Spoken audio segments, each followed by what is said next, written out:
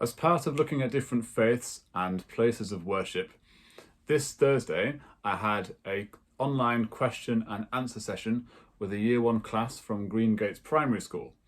And in other circumstances, this class would have come and visited St Cuthbert's and I would have given them a tour around. But instead, in these circumstances, I recorded them one. Not being able to welcome people into church has felt very strange, especially for this extended period of time.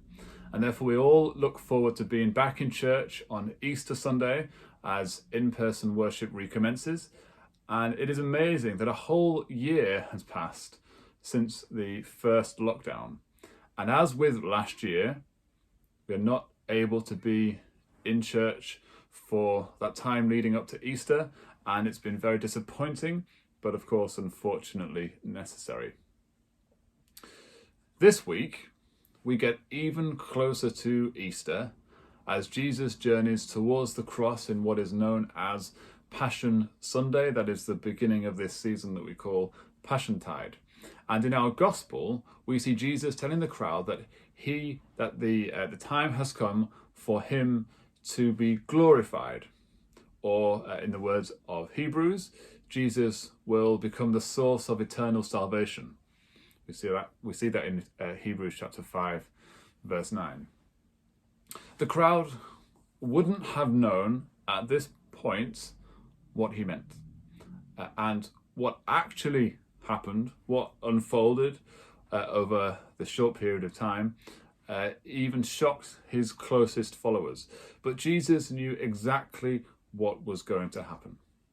We know that for Jesus to fulfill his calling would have been unimaginably painful and difficult, and even the thought of it caused him to sweat drops of blood, something that occurs during extreme physical or emotional distress. Yet Jesus tells the crowd what will happen and knows that this is the primary way in which he will fulfill all that he is meant to do. And so what Jesus tells the crowd is even more significant because at the beginning of the passage, we hear about some Greeks who have come to observe the Jewish festivities and they want to talk to Jesus. And when Jesus is told that these Greeks want to talk to him, instead of talking to them, he turns to the crowd and he talks about seeds and plants, life and death. No doubt these visiting Greeks were very confused and a bit disappointed that they didn't get their audience with this famous local man. So why was Jesus talking about seeds falling to the ground? In two of the gardens that back onto our garden, there are two very large trees. And every year, these seeds fall to the ground and they try to grow new trees near our fence. And occasionally we see a very small tree starting to grow until we pull it out of the ground, which is not very difficult to do because it is so small and so young. But one of the other occurrences with having these two large trees so close to our fence is that once a year, the tree sap covers everything underneath it, making everything a very sticky black colour. And through bad experience, we have therefore learnt what needs removing from underneath the tree at that time of the year. Now, the point that Jesus is making is that for him, like many trees and plants, there has to be a time allowed for these seeds to fall to the ground and even die for new life and new growth to take place.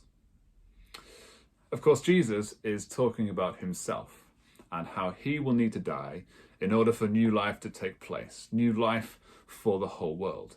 And these visiting Greeks wanted to see and speak to Jesus today.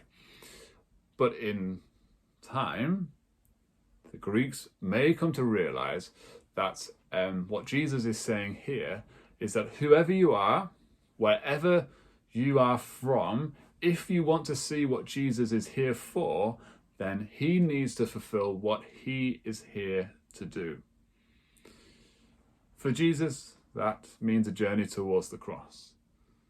As much of the known world at that time spoke Greek, It's Jesus' way of saying that access to God is through Jesus going to his death. Whoever you are,